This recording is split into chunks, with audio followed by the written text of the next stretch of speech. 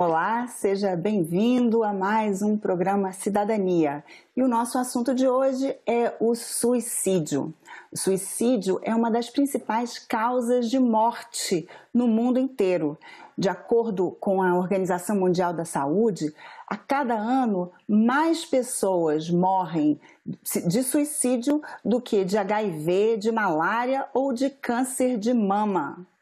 O comportamento suicídio envolve uma interação de muitos fatores psicológicos e biológicos, e nós vamos conversar hoje com o Dr. Adiel Rios, psiquiatra e pesquisador do Hospital das Clínicas da USP, sobre o suicídio.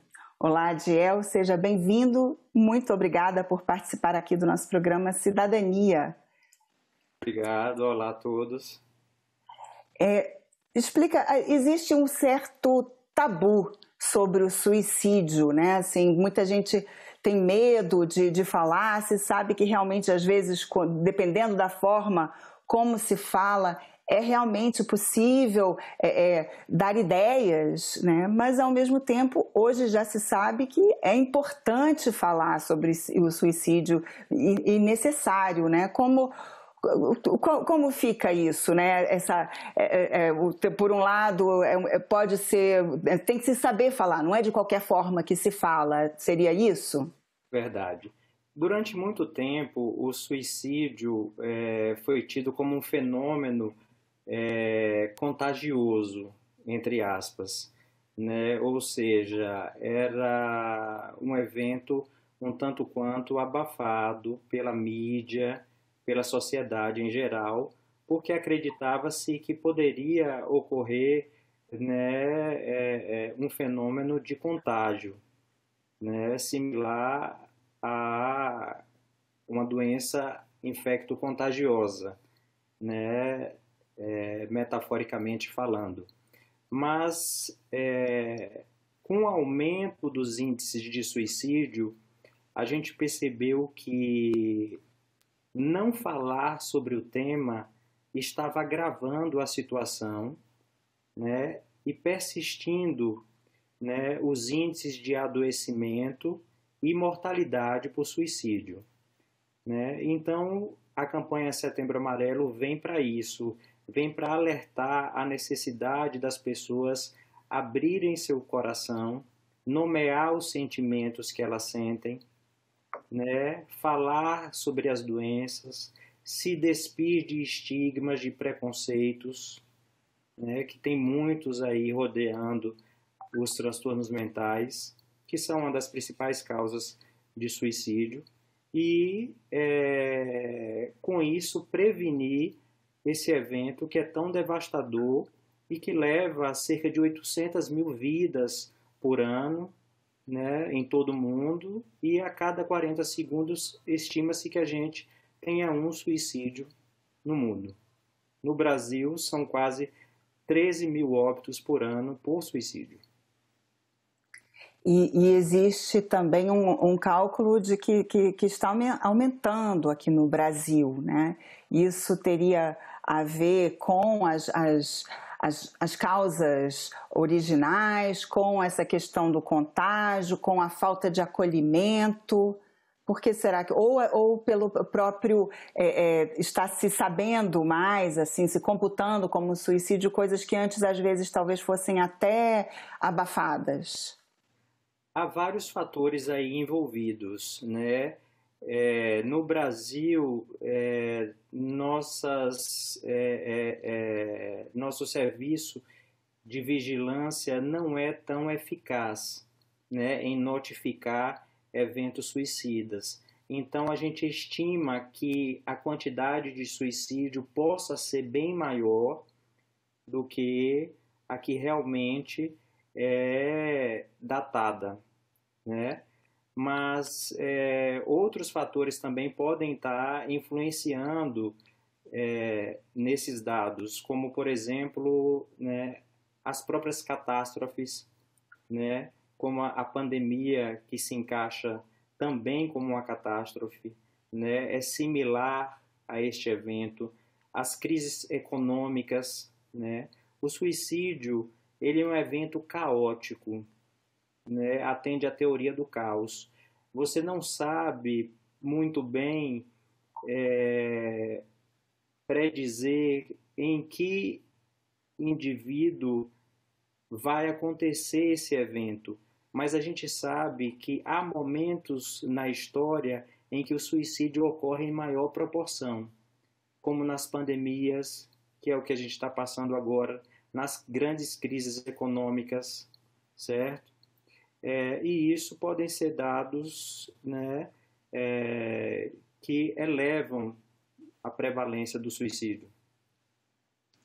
Agora, esses eventos, né, que ocorrem, por exemplo, né, as crises econômicas, a gente sempre vê na queda da Bolsa, na Grande Depressão, nos Estados Unidos, os empresários pulavam dos prédios, mas isso a gente sabe que não é uma boa solução, não é? Assim, a pessoa está querendo, dizem que na verdade a pessoa não quer necessariamente acabar com a vida, ela quer acabar com a dor, só que ela encontra uma saída que não seria ideal, né? Não precisa partir para essa solução. Existem formas melhores de lidar com essa dor. Isso. Nem sempre nós encontramos um adoecimento mental no suicídio, né? Mas na grande parte dos eventos suicidas há um adoecimento mental que pode ser prevenido, né, procurando ajuda médica, falando sobre os sentimentos ou conversando sobre o problema. Né? Na grande crise, né, a grande maioria das pessoas que cometeram suicídio foram homens. A gente acredita que uma sociedade machista pode perpetuar e aumentar os níveis de suicídio, porque o homem normalmente tolera menos, né, as crises financeiras, né, e o empobrecimento. Então, o machismo vem aí como um fator de risco cultural para a perpetuação e aumento dos índices de suicídio. Mas é claro que, em muitos casos, né, a pessoa não percebe que está doente e o seu poder de decisão está prejudicado, né, naquele momento. Apesar de não ser dado livre-arbítrio, o seu poder de decisão está prejudicado para decidir até sobre sua própria vida. Então, antes disso, é necessário que ela fique bem, para perceber que sua visão sobre a vida, sobre o mundo, sobre os problemas estão distorcidos e que, por isso, ela quer pôr fim à sua própria vida. Agora, essa questão, né, do gênero, né, existe inclusive uma distinção, né, de como os homens muitas vezes tentam se matar e conseguem, né, de formas mais violentas, abruptas, mas as mulheres também se suicidam muitas vezes de forma mais silenciosa, às vezes, né, usam outros tipos, né? Existe essa distinção, né, de como eles tentam lidar com essa dor. Sim, a gente encontra diferenças entre gêneros. Por exemplo, as mulheres têm mais tentativas de suicídio, né? Mas os homens usam tentativas de suicídio mais letais. E por usarem tentativas de suicídio mais letais, eles concretizam mais o suicídio. Por isso que o número de homens que cometem suicídio é maior em quase todos os países do que o número de mulheres, né? As mulheres tendem a usar mecanismos menos letais do que os homens, né? Existe, sim, essa diferença entre o gênero. Agora, essa questão das tentativas, esse é um outro mito também, que às vezes se acredita que alguém que tentou, mas não conseguiu se matar, que estaria salvo. Não, isso não é bem uma verdade, né? Uma pessoa que teve uma tentativa de suicídio, ela tem que estar sob acompanhamento médico, né? Porque o que pode predizer uma nova tentativa de suicídio, certo? alguém que já tentou anteriormente. Ou seja, essa pessoa apresenta maiores chances de cometer suicídio novamente. Então, eu devo sempre, os profissionais da área de saúde mental e a população como um todo, deve estar em alerta para alguém que já teve uma tentativa prévia de suicídio e está sem acompanhamento, porque as chances aumentam, né, consideravelmente. E esse acompanhamento pode ser apenas terapêutico ou deve sempre ser um acompanhamento médico? O acompanhamento deve sempre envolver uma equipe multidisciplinar de saúde, né? Deve envolver o acompanhamento médico, certo? Um acompanhamento psicoterápico, mas, né, em conjunto com a equipe, certo? Vai ser decidido se esse paciente precisa ou não de medicação ou de apenas uma psicoterapia ou terapia ocupacional ou outro tipo de terapia. Né? Terapia de grupo, terapia de familiar, organização dos problemas e outras coisas. E como você falou, né, assim, dos transtornos mentais, assim, o principal risco para o suicídio seriam os transtornos mentais e a depressão? A depressão, né, é a doença que encabeça, né, a lista de suicídios, principalmente a depressão bipolar, certo? A depressão bipolar, né, ela está na frente aí, né, dos transtornos que encabeçam a lista de maiores chances de suicídio, né? Mas os transtornos de humor em geral, depressão bipolar, né, estão envolvidos, na maior parte das vezes, nas tentativas e nos suicídios. Além disso, você tem o uso de drogas lícitas, como álcool, ou ilícitas, que podem aumentar a impulsividade dessas pessoas, dando coragem a elas para cometer o ato suicida. E dentro dessa questão das drogas, se encaixaria também os medicamentos tomados de forma não correta? Às vezes a pessoa, né, toma mais do que deveria, ou não toma na hora certa, ou acha que não precisa mais tomar remédio. Isso também entra na conta das drogas? Sim, né? Há vários casos de suicídio, né, que ocorrem por conta do uso inadequado, né, de drogas que são prescritas pelo próprio médico e que o paciente pode utilizar, né, para tentar atentar contra a sua própria vida, né? E também o não uso adequado, a não aderência a um tratamento psiquiátrico correto para combater ou uma depressão, ou a depressão bipolar, ou até mesmo a dependência química, né? Aumentando assim as chances de recaída do transtorno depressivo, né, ou do uso de drogas, e aumentando as chances de suicídio. E o preconceito da sociedade, tanto com relação às pessoas que tentaram se matar, ou mesmo das pessoas que têm transtornos mentais e, né, assim, não se sentem acolhidas, assim, o preconceito piora também essa vontade, esses casos de pessoas que tentam se suicidar? Roberta, eu diria que o preconceito é um dos grandes problemas norteadores dos transtornos mentais, certo?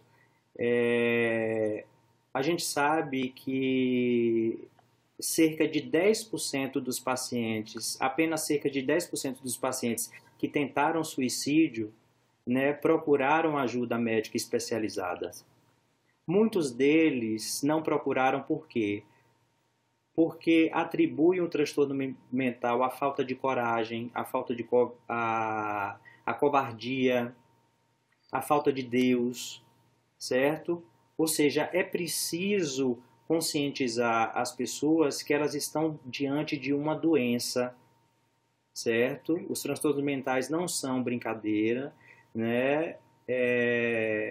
Eles se tratam de uma doença, como diabetes, como hipertensão, como hipertiroidismo, como qualquer outra doença, e devem ser tratados com acompanhamento médico, psicoterápico e mini equipe de saúde, certo?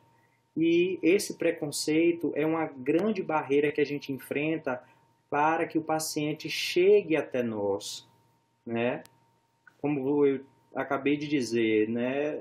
Dos que se matam, praticamente 10% acabam tendo assistência médica especializada.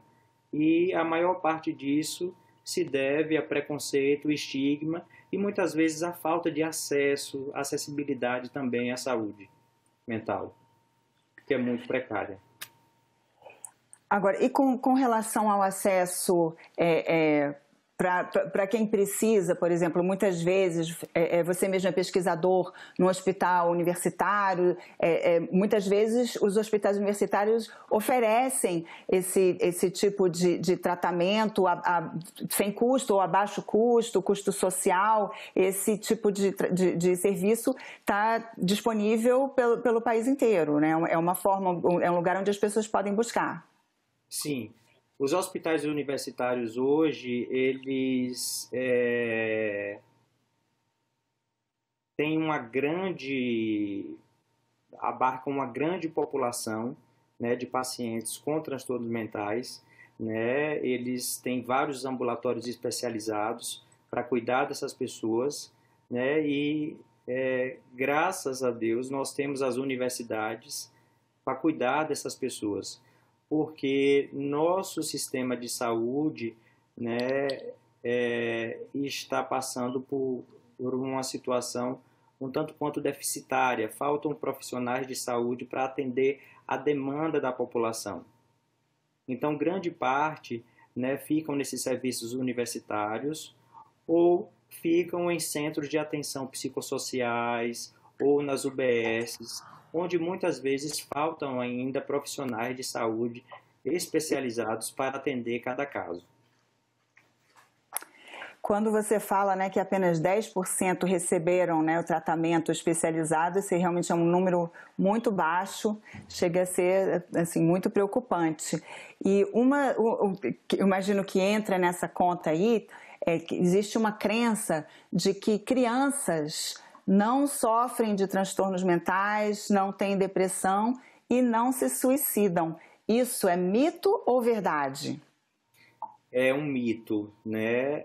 Inclusive, agora, né, durante a pandemia, a gente vem enfrentando um grande número de crianças e adolescentes com tentativas de suicídio e até suicídio, né, que tem aumentado exponencialmente, né? Sejam lesões automutilantes, que se encaixa também em tentativa de suicídio, né?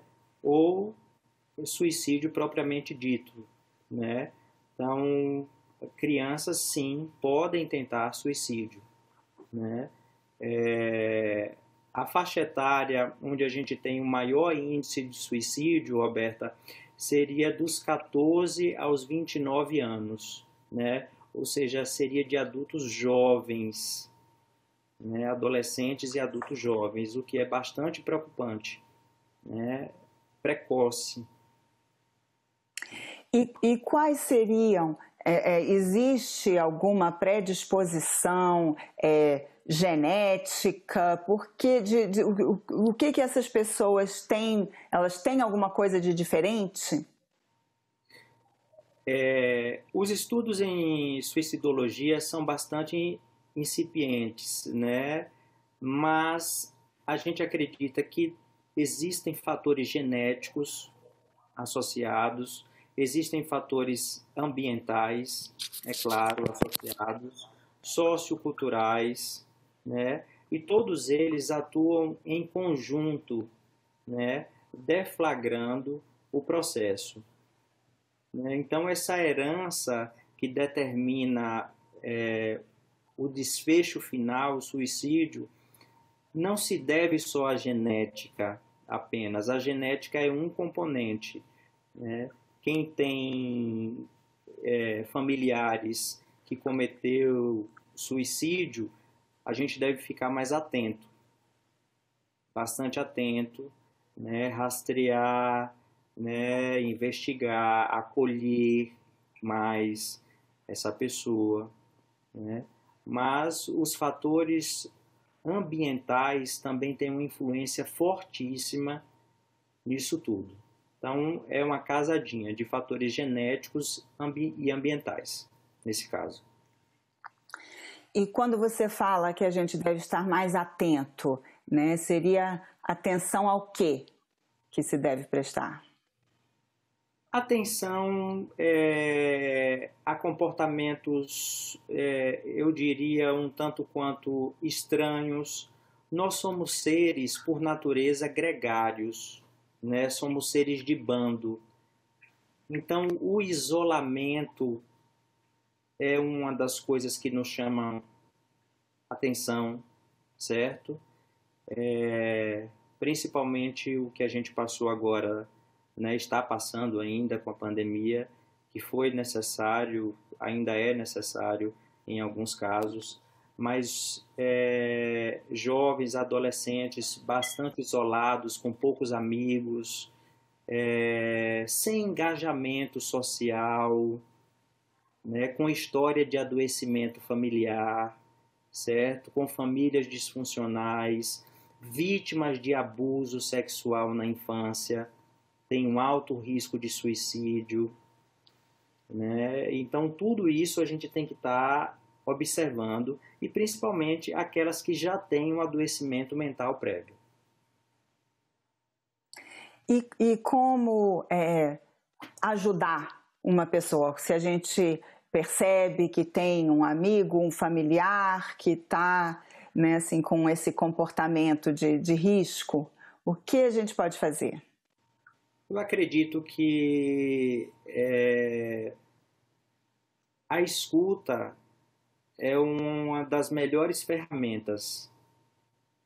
Permitir que a pessoa fale, né, nomeie os seus sentimentos, sem fazer julgamentos, né, e a seguir solicitar que essa pessoa procure um profissional especializado, porque o suicídio é uma emergência psiquiátrica, né? Então, quem fala que quer dormir eternamente, que queria desaparecer do mundo, que não queria existir mais, né? Isso de forma recorrente, né? Eu estou diante de uma emergência psiquiátrica. Eu devo ter muita cautela, porque nem sempre um amigo pode lidar tão bem com isso. É claro que um amigo pode ouvir, escutar, acolher, ir junto para consulta, estar presente, estar vigilante, né? Dormir acompanhado, mas é necessário, né, o profissional especializado, uma medida imediata, porque estamos diante de uma emergência psiquiátrica. E é interessante que muitas vezes nos casos que a pessoa chega mesmo a se matar, depois surgem as histórias de que ela já havia falado, né? Assim, então, geralmente a pessoa dá sinais, né? Fala isso, que não vale a pena viver, que a vida é muito ruim, ou assim, de alguma forma ela deu algum sinal. Sim, a grande maioria das pessoas ou falou para os familiares ou para os amigos que queria dormir eternamente ou que não queria mais viver, né? Ou até para o próprio médico, né? Mas ou isso não foi levado em conta, né, com a devida vênia, né? ou, como eu disse, o suicídio também atende à teoria do caos. O médico trabalha com probabilidades, mas ele não pode prever 100%, né, se um paciente é capaz ou não de se suicidar. Por exemplo, se eu tenho um paciente depressivo que já tentou suicídio previamente, que tem uma doença crônica e é incapacitado por uma lesão neurológica, eu sei que esse paciente tem um altíssimo risco de suicídio, a probabilidade é alta. O ideal seria um cuidado muito mais intensivo do que outro paciente que, né, está num primeiro episódio depressivo, algo mais leve, né, que por enquanto ele só acha a vida desagradável naquele momento. Então há essas diferenças que o médico deve estar atento também. Doutora Adiel Rios, muito obrigada pela sua participação aqui no nosso programa Cidadania. Esse programa já está disponível na internet da TV Senado e também no nosso canal no YouTube. Se você tiver algum comentário ou sugestão, entre em contato conosco através da Ouvidoria do Senado. Muito obrigada pela atenção e até o nosso próximo programa Cidadania.